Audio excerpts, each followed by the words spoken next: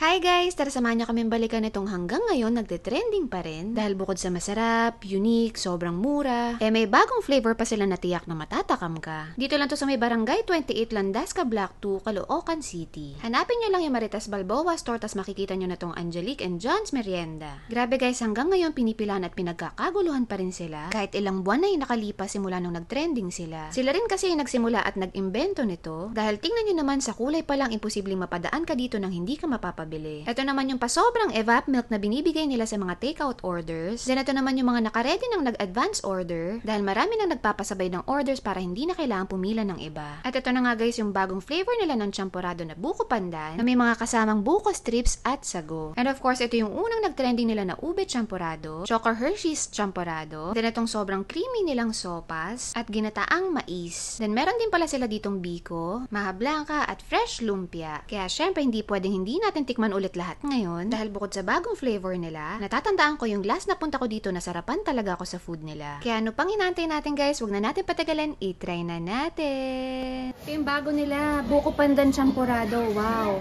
May kasamang mga buko yan, tsaka sago. Tsaka yung lagkit, tignan nyo naman. As usual, sobrang generous pa rin sa gatas. Sobrang dinudumog na sila, dami ng tao. Wow, grabe.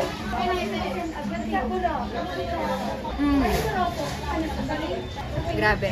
Malalasahan niyo yung pagiging buko pandan niya, pero hindi siya super tamis. For me, mild lang yung pagkatamis niya. Sarap. Masarap. Grabe.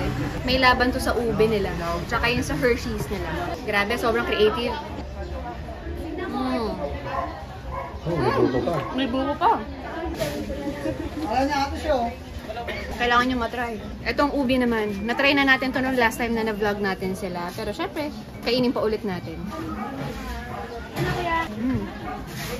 Alam nyo, grabe yung timpla nila. Hindi sila super tamis. Kaya maraming may gusto nung champorado nila or yung mga tinitimpla nila mga pagkain. Kasi yung mga pagtimpla nila, hindi super alat, hindi super tamis. Saktong-sakto lang. Tapos ang generous pa nila sa milk. Ubeng-ubeng halaya. Purong-puro talaga.